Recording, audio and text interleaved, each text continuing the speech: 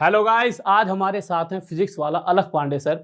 और अगर मैं कहूं तो हर एक बच्चा आज के टाइम पर और बच्चों के माता पिता भी आज अलख पांडे सर के बारे में जानते हैं, क्योंकि इन्होंने वो कर दिखाया, शायद ही कुछ लोग ऐसा कर पाते हैं। इन्होंने शिक्षा जगत में एक ऐसी क्रांति ला दी है कि जिससे ना बहुत सारे टीचर्स मोटिवेट होते हैं कि हमें भी कुछ करना है इस लाइफ में और कुछ ऐसा करना। मतलब देखो यार, क्या होता है कि कोई ना कोई तो मोटिवेटर बनता ही है कि एक टाइम पर कि यार किसी को देखकर फील होता है यार हमें भी कुछ इनके बराबर करना है, और इससे ही कुछ ना कुछ बेहतर निकल कर आता है स्टूडेंट्स के लिए। तो गाइज, वैसे मुझे बताने की जरूरत भी नहीं है कि सर का नाम अलख पांडे है, क्योंकि अपने आप में ना ये बहुत बड़ी हस्ती है। तो सबसे पहले बहुत बहुत धन्यवाद। ऐसे इंट्रोडक्शन का काफ़ी खतरनाक था। तो सर बहुत बड़ी हस्ती तो नहीं, हाँ बच्चों के बीच में रहते हैं हम लोग, बच्चों के लिए काम करते हैं। और जो आपने बोला कि बहुत से लोग मोटिवेट होते हैं, तो आई थिंक मेरे लिए तो ये बहुत ही सौभाग्य की बात है कि मुझे देख के अगर एक इंसान भी मोटिवेट होता है और शिक्षा जगत में ऐसा कुछ करता है, तो मेरे लिए तो बहुत ही मतलब ये कमाल की बात है। और मुझे लगता है ये मेरे अकेले का काम नहीं है। अब आपसे सर, आपने भी काफ़ी क्रांति ला रखी है एजुकेशन के अंदर, तो हम सब ने मिलकर किया है सर। ये मैं अकेला नहीं हूँ, कोई इंडिविजुअल नहीं हूँ। मैं हमेशा कहता हूँ कि एक समय ऐसा आएगा ना अलख पांडे का नाम रहेगा ना फिजिक्स वाला का नाम रहेगा, बट भारत का हर बच्चा शिक्षित हो जाए, ये मिशन अगर हम सबका रहे तो मुझे लगता है इसकी तरफ हम सबको देखना चाहिए। सर बहुत सही, मतलब सही बात कही सर आपने। और सर एक छोटी सी चीज़ बताना चाहूँगा। आज सुबह सुबह जब मैं यहाँ पे आ रहा था तो हुआ क्या बच्चों, जैसे ही मतलब मेरी छोटी सिस्टर है, मैंने उससे कहा कि मैं जा रहा हूँ, मैं मतलब अलख पांडे सर से मिलने जा रहा हूँ। तो उसने सीधा शॉक हो गई, वो कह रही अलख पांडे सर फिजिक्स वाले। मैंने कहा हाँ। तो एकदम इतनी एक्साइटेड, मतलब जो मतलब बच्चों के अंदर आपका क्रेज है ना सर, वो तारीफ काबिल है कि आपने एक तरह से कुछ बच्चे, जैसे कि मुझे ऐसा लगता है कि कोरोना टाइम पे जिन्होंने पढ़ाई भी छोड़ दी होगी वो भी पढ़ने लग गए कि यार चलो पढ़ाई स्टार्ट करते हैं। मतलब सर का जो तरीका है, मैंने कुछ आपकी वीडियोस देखी हैं, आपका मैं खुद भी पढ़ाने का फैन हूँ। जो आप पढ़ाते हो ना, जो कनेक्टिविटी, मतलब दो हमारे को, मतलब आप जो पढ़ा रहे हो उससे मुझे मतलब नहीं, बट आपकी वीडियोस देख के मन करता है अरे देखते रहते हैं यार, मतलब मजा तो आ रहा है यार। तो जो आपने बच्चों के अंदर एक ऊर्जा मतलब उत्पन्न करी है ना कि आज, कि क्या होता था पहले बच्चा डरता था पढ़ने से, अब वो टीचरों से इतना मोहब्बत करने लग गया कि उनके पास आता है यार, कि उस क्लास में टीचर के प्यार से वो उस क्लास को पूरी देख लेता और बहुत कुछ सीखता भी है। तो ये जो चीजें सर आई थिंक ये न्यू एज टीचर्स का एक जो माहौल बना, और मैं अकेला नहीं हूँ, मैं फिर से बोलूँगा, अगर मैं फिजिक्स वाला की बात करूँ, आपकी छोटी सिस्टर की बात करूँ, तो आप देखो फिजिक्स वाला नाम ऊपर ज़्यादा होता है, और जो कि अच्छी बात है। तो it's not me alone, PW के सारे टीचर्स ऑसम है, हमेशा मैं कहता हूँ। आई थिंक भारत के सारे टीचर्स ऑसम है, हमारे देश के सभी टीचर ऑसम है, हमेशा से इनको इज्जत मिली है, और आज वापस टीचरों को इज्जत मिलना पहले से ज़्यादा बढ़ गई है।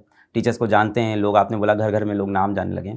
तो PW के सारे टीचर्स ऐसे हैं सर, जो बहुत इंगेजिंग होते हैं और ये समझते हैं।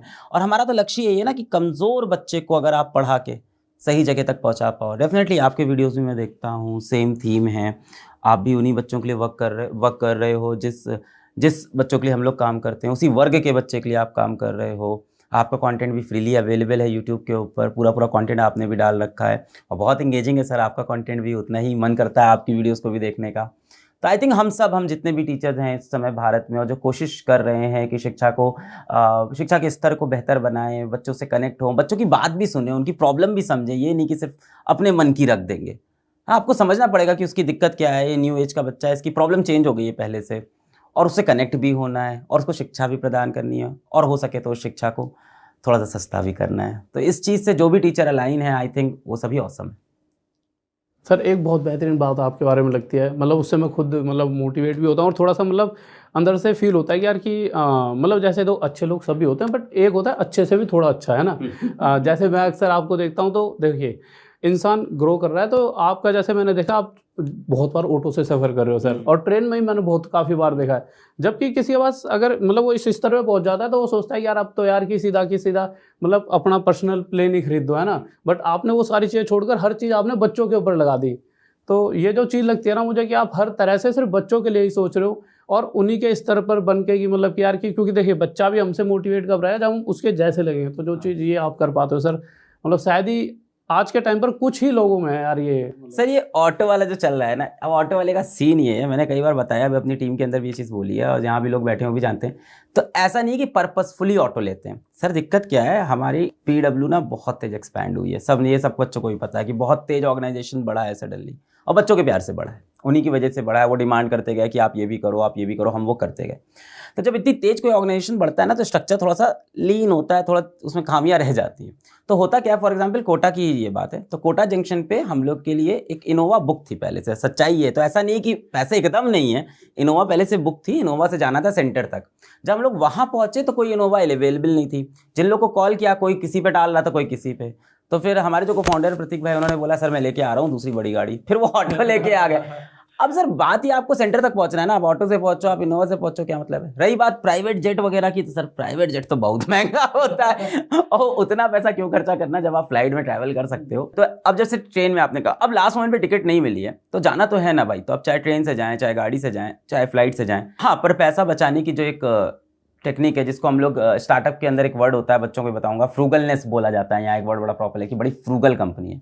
तो आप जब भी इस तरह से पैसे बचाते हो, फ्रूगल रहते हो ना, और ये चीज़ ना टॉप टू डाउन चलती है, टॉप टू बॉटम। तो यदि मैं ऐसा देखूं कि कंपनी का फाउंडर भी जो है वो भी पैसे बचा रहा है, मिनिमम रिसोर्सेज में काम कर रहा है, तो हर किसी को लगता है यार जब वो कर रहे हैं तो हम कैसे नहीं। अब फॉर एग्जांपल हमारी कंपनी में कोई भी लीडरशिप से है, कोई एसोसिएट लेवल पे है, वो मेरे से कहता है कि नहीं सर मेरे को बिजनेस क्लास में फ्लाइट बुक करनी है, तो अपने पास सीधा आंसर होता है अलग, सर बिजनेस क्लास में जाते हैं क्या, इकोनॉमी में जा भाई, सब इकोनॉमी में उठ रहे हैं। तो इससे पूरी कंपनी का खर्चा भी बचता है।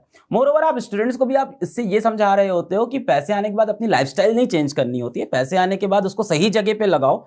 एंड लाइफ का सबसे बड़ा एम क्या है आप बताओ, हम सब पैदा क्यों हुए हैं, आप क्या लेके जाओगे मरने के बाद? आप मरने के बाद एक ही चीज लेके जाओगे कि कितने लोगों की लाइफ पे आपने इम्पैक्ट किया। उस चीज पे आप काम करो, जो कि आप भी कर रहे हो। सर थोड़ा आपके बारे में बताएं, आपने यूट्यूब चैनल कैसे शुरू किया? मेरी बातें काफ़ी हो गई। पहले सर हम ऑफलाइन पढ़ाई करते थे। वैसे मैं बताऊं ये बहुत इंटरेस्टिंग है, जब मैं पढ़ाने क्यों लगा। जैसे मैंने एग्ज़ाम दिए, मतलब मेरा एग्ज़ाम हो गया था, जैसे क्वालिफाई हुआ एग्ज़ाम, तो उसमें ना एक हाइट वाला क्राइटेरिया होता है, तो हाइट वाले में मैं थोड़ा सा निकल गया था, बट फिर भी और भी एग्ज़ाम थे, बट घर की जैसी कंडीशन थी। तो हमारे उधर ना एक टीचर होते थे, वो ना प्रिंसिपल थे स्कूल के। तो उन्होंने क्या कर रखा था, आसपास के बहुत सारे बच्चे उन्होंने पढ़ाए और पढ़ाकर दिल्ली पुलिस में, उस समय कॉमनवेल्थ का टाइम था, तो उन्होंने उसमें लगाए थे। उसके बाद भी वो लगाते रहे। तो हुआ क्या कि जैसे 2014 करीब आता है तो चीज़ों में बदलाव आ चुका था, नए नए तरीके की मैथ्स की ट्रिक्स आ चुकी थी। हाँ, बहुत सारी काफ़ी स्टार्ट हुआ था तब। अब वो बहुत सारी चीज़ें बदल चुकी थी। तो अब होता क्या है कि ना, अब वो खुद भी इतने बड़े लेवल पर हो गए थे कि उनको चीज़ों में बदलना मुश्किल था, क्योंकि वो पुराने ज़माने की मैथ पढ़ाते थे। अब उन्होंने चाहा कि यार कि मुझे भी ये नई तरीके की मैथ सीखनी है। तो वो किसी कोचिंग में तो जा नहीं सकते थे, क्योंकि बड़ी कोचिंग में जाएंगे तो यार बच्चों के बीच में बैठे होंगे, कुछ बच्चे तो उन्हीं के होंगे, तो फिर वहाँ उनका मतलब कि वो थोड़ी सी होता है ना, रिस्पेक्ट वाली बात आती है।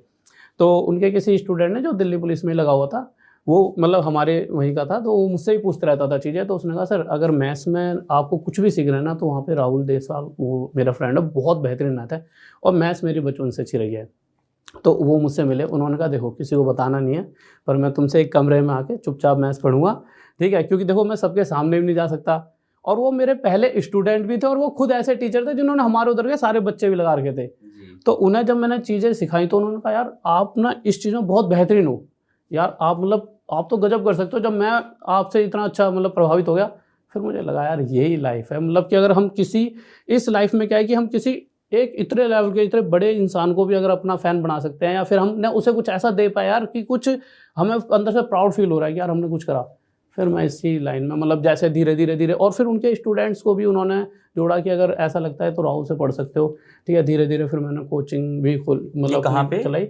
ये तो पहले द्वारका मोड़ है ना दिल्ली में, यहाँ पे करा। फिर उसके बाद धीरे धीरे फिर मैंने यूपी में अलीगढ़ में पढ़ाया। हज़ार बच्चे मतलब हमारी क्लास में ऑफलाइन बैठे होते थे ये। फिर उसके बाद 2017-18 के बाद फिर बहुत से जितने भी मतलब हम यूट्यूब पर जिनको भी जानते हैं, बड़े बड़े जो संस्थान हैं, मतलब हर जगह में मतलब मैंने बहुत सारे बच्चों को पढ़ाया, और हमेशा शिद्दत से पढ़ाया, मेहनत से पढ़ाया, 5-5, 6-6 घंटे नॉर्मल। और उसमें अगर मैं अपना बताऊं तो हमारी एक स्टूडेंट है डीएसपी रैंक बनाई है उनकी त्रिपुरा में, और एक स्टूडेंट है हमारे जो 200 में 200 मैथ्स में लाए सीजीएल में। क्या बात है, 200 में 200 पूरे नंबर। इसी तरह से और SSSC में से 100 में से 100। तो हज़ारों बच्चे, मतलब मुझे तो ऐसा भी लगता है कि 50,000 से भी ज़्यादा बच्चे हो सकते हैं जो कहीं ना कहीं मुझसे पढ़कर। बट ये होता है, देखिए सिर्फ ये नहीं होता कि उनको मैंने पढ़ाई इसलिए वो पास हो गए, क्योंकि सर देखिए उन्होंने भी साथ में मेहनत करी। देखिए हमारा एम क्या है और बच्चों का एम क्या है, दोनों का एक है।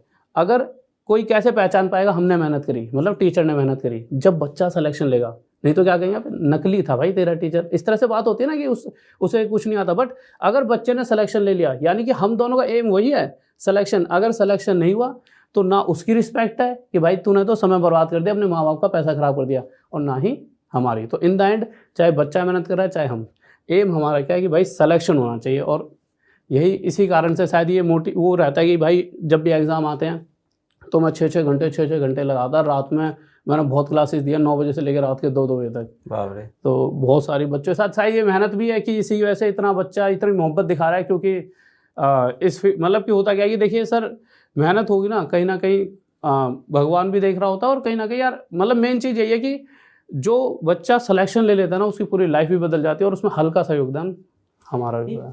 सर सिलेक्शन तो सबसे मेन क्राइटेरिया होना चाहिए, और सही बात है, जिस चीज़ के लिए बच्चा आया है उस चीज़ के लिए मोटिवेट करना चाहिए। पर जो सबसे बड़ी दिक्कत होती है कि कोई भी एग्ज़ाम ले लो, 90% बच्चा सक्सेसफुल नहीं होगा, चाहे दुनिया का कोई भी एग्ज़ाम, आप कितनी भी मेहनत कर लो 90% बच्चा सक्सेसफुल नहीं होगा। ये उनको भी आज की डेट में पता है ये बात। तो जिन बच्चों को ये बात पता है उनको मैं कहना चाहूँगा, देशवाल सर की स्टोरी जहाँ से शुरू हुई थी उसको ध्यान से सुनना, कि हाइट कम रह गई या हाइट का कुछ क्राइटेरिया नहीं मैच हुआ। आई एम सॉरी, हाइट मेरी भी कम है यार, सर से भी कम है, तो हम लोग एक जैसे।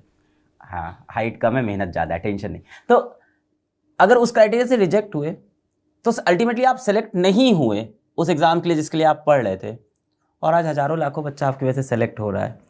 तो एक रिजेक्शन इज नॉट कि वहां से जिंदगी खत्म हो गई। देशवाल सर आपके पास जीता जाता एग्जाम्पल होगा इस चीज का, आपका गुरु, आपका टीचर, जो भी आप एसएससी रेलवे सारे एग्जाम से आप पढ़ा। वैसे हमने एक ऐसी संस्था थी जहाँ पे सारे आईएएस बच्चे थे, तो वहाँ पे सीसैट के लिए सीसैट भी पढ़ाते थे उसी समय, जैसे डीएसपी रैंक वगैरह। तो आपकी स्टोरी कितनी बड़ी लर्निंग है उन बच्चों के लिए जो हो सकता हो पेपर देके हताश हो कि यार अंत यहाँ नहीं है ना, अंत तो यहाँ भी नहीं, अभी देखो यहाँ से कहाँ सर जाने वाले हैं।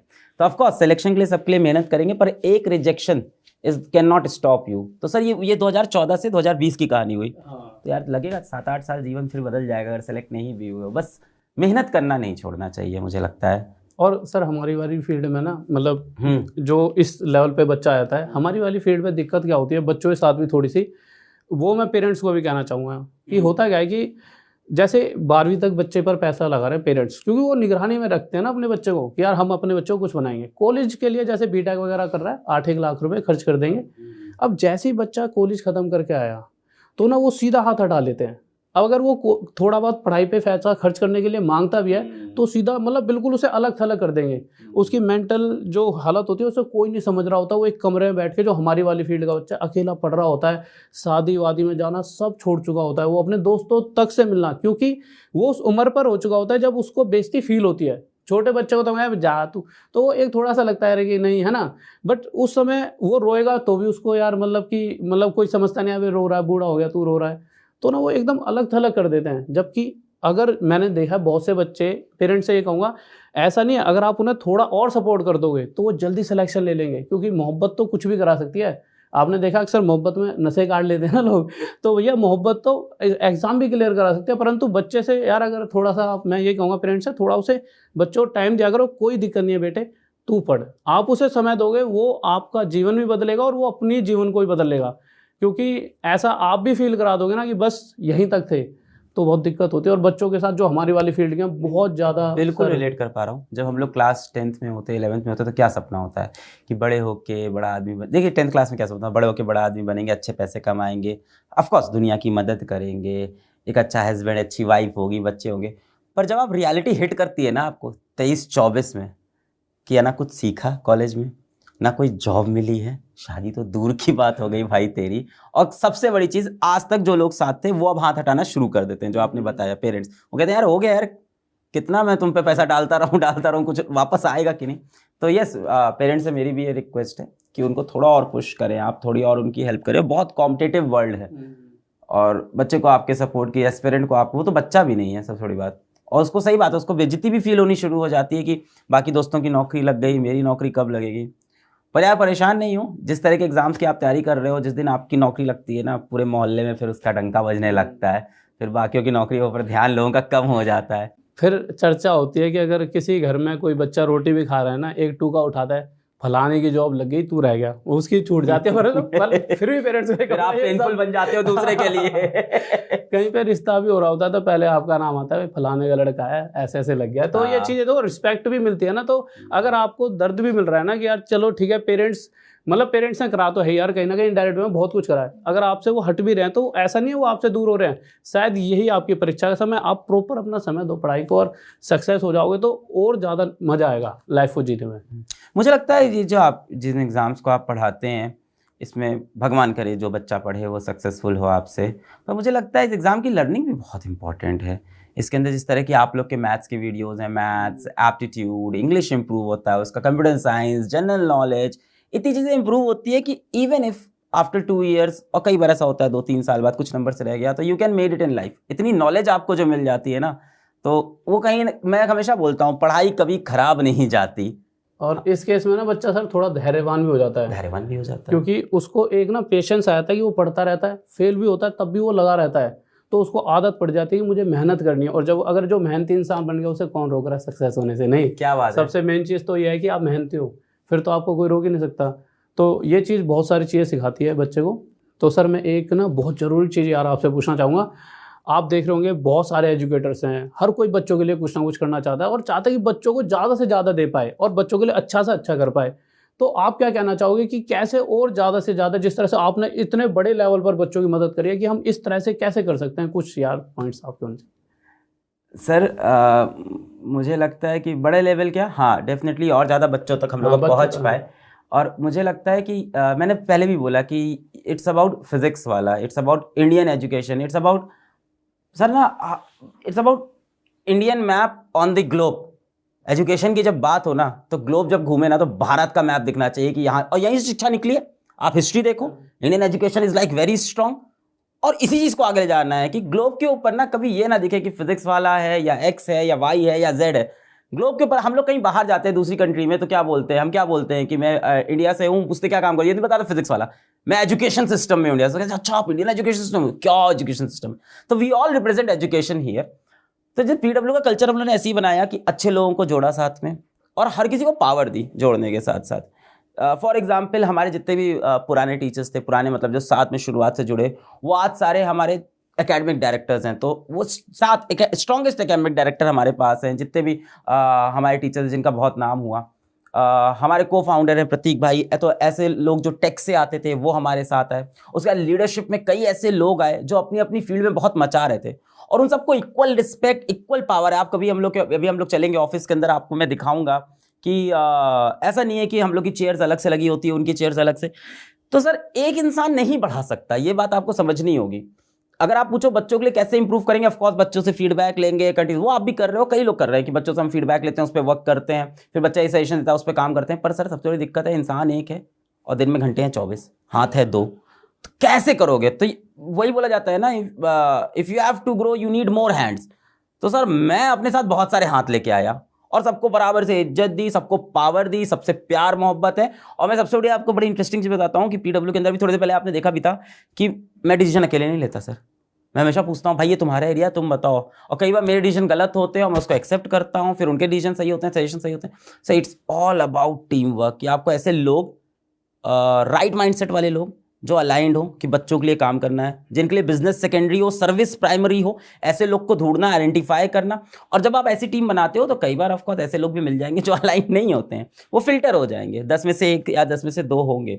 पर अगर आपको ग्रेटर विजन देखना है तो आपको ऐसे लोगों को लगातार ढूंढना होगा हर समय, हर वक्त, जिनसे आप इस चीज़ को स्केल कर पाओ। जैसे वो हैं जैक मा बोलते हैं बड़ा अच्छी चीज़ कि अगर आपको किसी चीज़ को स्केल करना है, आपको कोई बहुत विजनरी कोई चीज़ बनानी, कोई प्रोडक्ट बनाना है, तो you should always find people who are smarter than you and then make sure that they work together peacefully. तो सर मैं तो क्या मतलब 30 साल 31 साल का आदमी, पीडब्ल्यू में एक से एक एक्सपीरियंस लोग हैं, मुझसे कहीं ज़्यादा एक्सपीरियंस लोग, ऐसे लोग को ढूंढ के लाना और फिर ये एश्योर करना जो मेरे से बेटर लोग हैं, डेफिनेटली यहाँ जितने भी लोग प्रेजेंट आपको मिलेंगे सब कहीं ना कहीं मेरे से बेटर, वो आपस में एक साथ सिनर्जी में अच्छे से काम करें। फिर देखो सर तबाही काम होता है बच्चों के लिए। मतलब हाँ, मतलब ये है कि इसका पूरा सार यही निकल के आता है, मतलब एंड कि एक अच्छी टीम जो आपकी तरह सोचे और बच्चों के लिए सोचे।